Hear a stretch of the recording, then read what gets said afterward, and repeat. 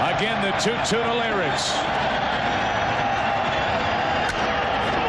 In the air to left field. Back at the track, at the wall. We are tied.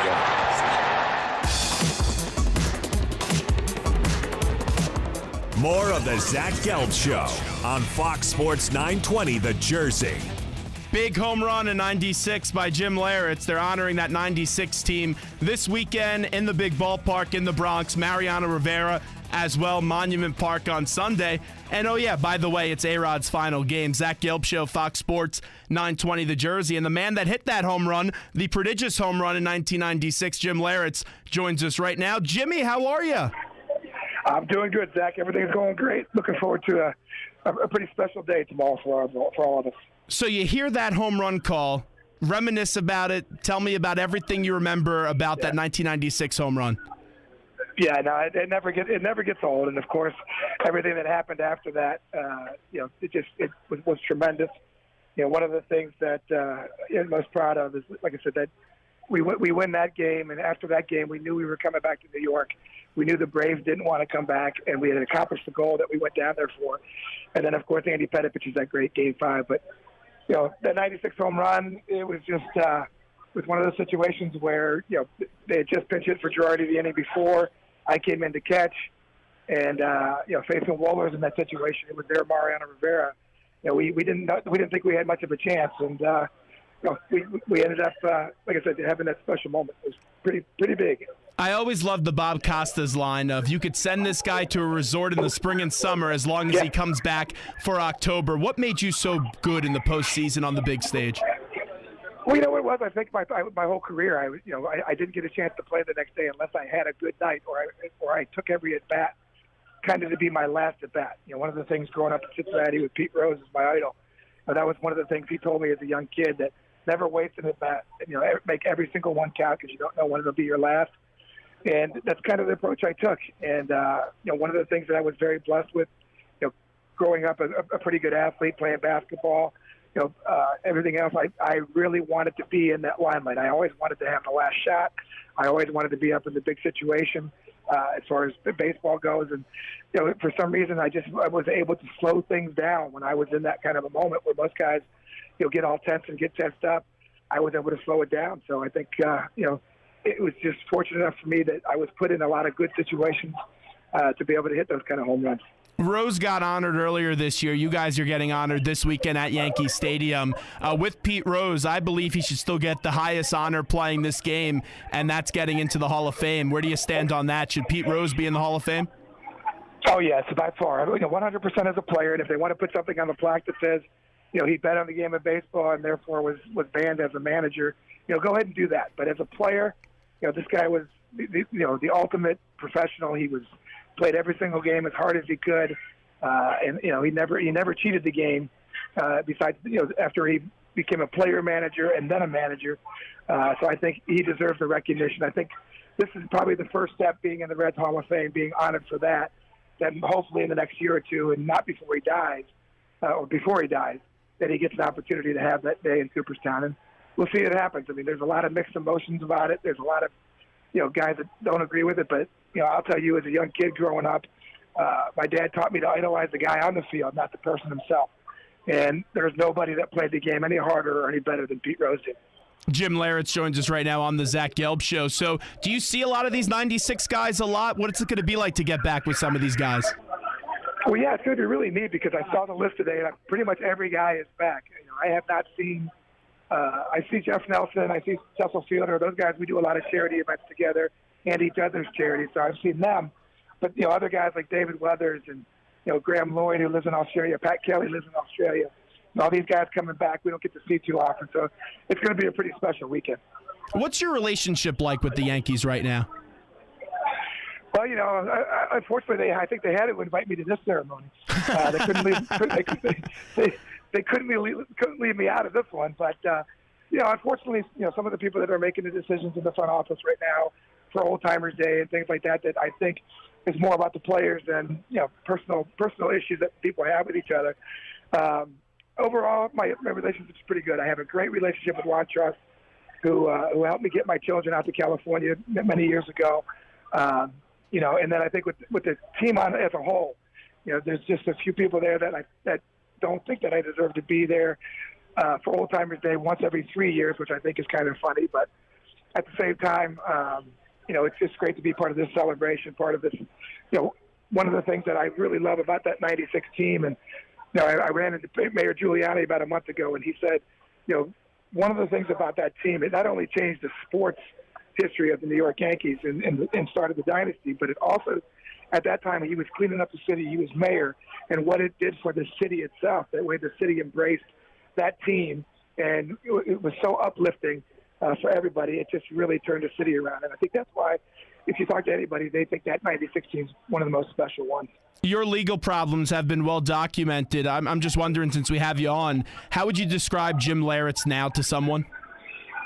Well, I mean, anybody can be accused of anything, and unfortunately, I was involved in a very serious accident.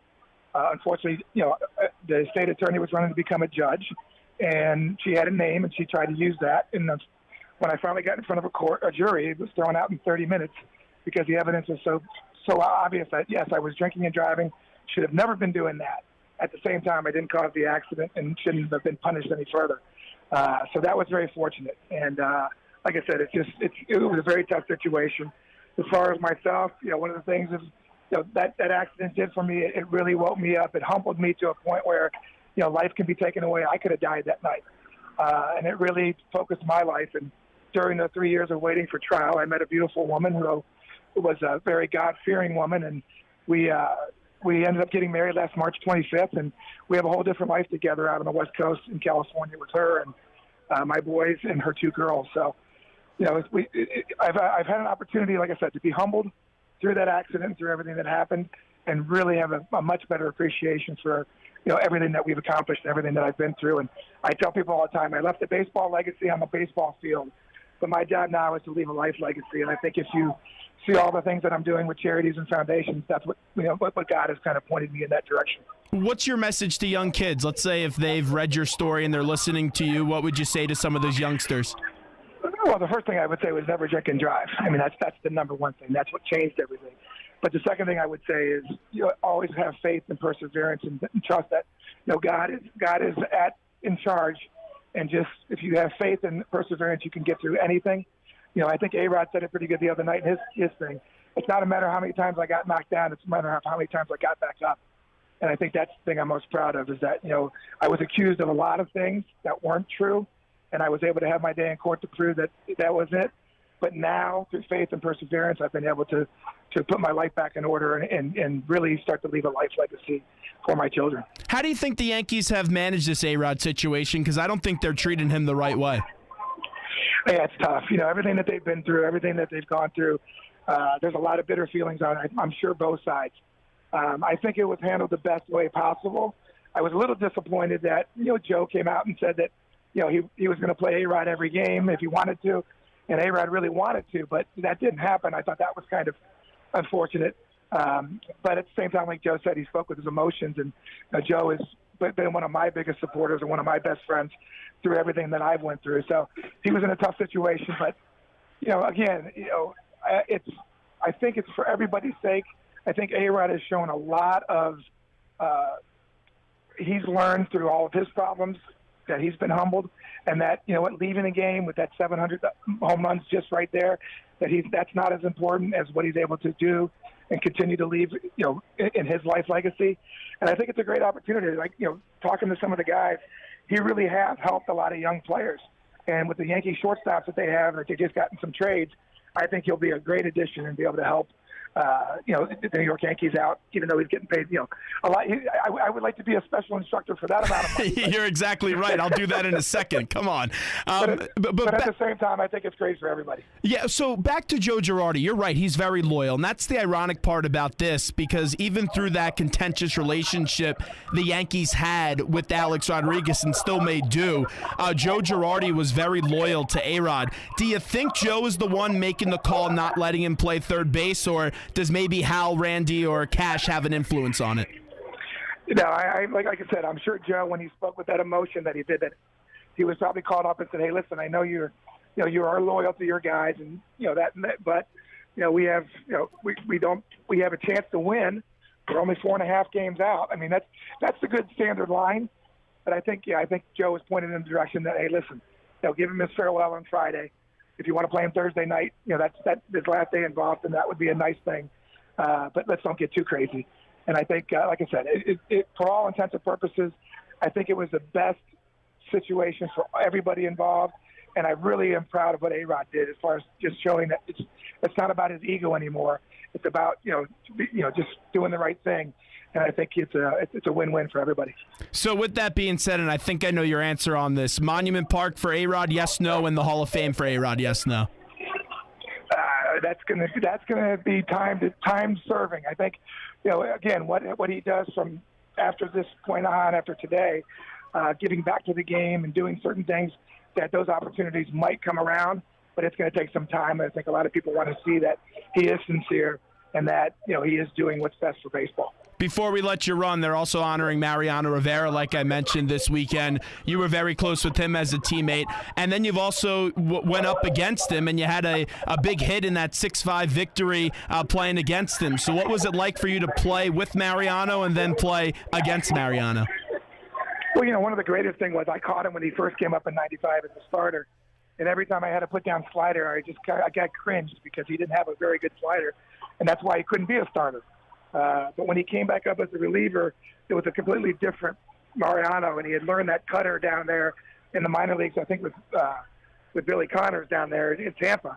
And when he came back up, and if you remember the game I hit the home run in the 15th inning against Seattle in the playoffs, that was his first victory, I believe, as a reliever, in the playoffs. And it just all of a sudden, from that point on, you knew that Mariano Rivera was going to be something special.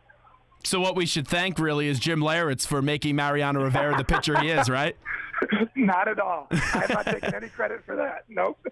Hey, Jim. That might be a different story. Hey, Jim, I wish you best of luck and keep on doing some good work. Thanks for the time. All right, Zach. Thanks a lot. Thank you. There is Jim Leyritz joining us on the Zach Gelb Show. Fox Sports 920 The Jersey, 609-919-9200. And with Jim Leyritz, you should never drink and drive. And you could see what happened, and there's a lot to get into with that case. And now he got a second chance, and we'll see what he does with that second chance, but he's doing a lot of charitable work. I don't know him too well, just the first time I ever interviewed him, so I'll reserve my judgment on that. But with that 96 team, he hit an enormous home run, and you all know it, and that 96 team gets together. And by the way, I saw this press release before the show. Let me pull up my phone real quickly, because we were talking about yesterday how it was odd that Derek Jeter did not release some sort of statement yet about the career ending for Alex Rodriguez that will conclude tonight at the big ballpark in the Bronx, Yankee Stadium. And Derek Jeter finally said something today about Alex Rodriguez. The Yankees set out a press release. And A-Rod was on the Michael Kay show yesterday in New York and said that he did get a message from Derek, but they did not. His mailbox was very full on his phone. So that was a little bit bizarre yesterday. But this is what Derek Jeter had to say about Alex Rodriguez, because if you remember, Derek Jeter gave a statement right away when Ichiro had the 3,000 hit, but you didn't hear anything right away out of Derek Jeter's mouth when A-Rod announced his retirement. But this is the inevitable that you're going to get something with him being at the stadium this weekend. Derek Jeter said, quote, "I spent 22 years playing against, playing with, and watching Alex from afar, and there are two things that stand out to me the most: the conversations we had when we were young, hoping for the opportunity to play at the major league level, and then somehow finding a way to stick around, and the championship we won together in 2009. That was a season everyone on that team can cherish. What people don't realize is how much time, effort, and work that Alex put in on a daily basis. He lives and breathes baseball. I know it will be difficult for him to not be on the field, but I'm sure he will continue to give back to the game. Congrats, Alex." So there's the statement from Derek Jeter.